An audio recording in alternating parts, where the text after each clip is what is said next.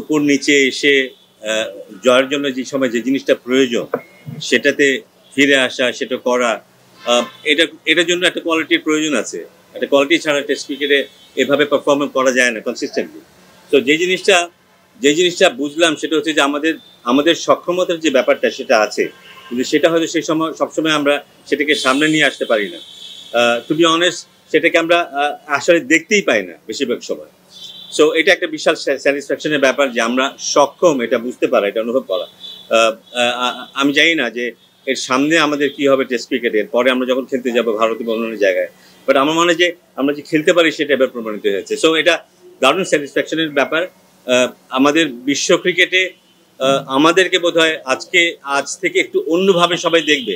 আমরা পাকিস্তানে গিয়ে পাকিস্তানের মতো দলের বিরুদ্ধে 2 টেস্ট সিরিজের একটা সিরিজ জিতেছি এইভাবে, এটা আমাদের ইমেজ বৃদ্ধিতে দারুণভাবে সহায়ক ভূমিকা রাখবে ইন্টারন্যাশনালি।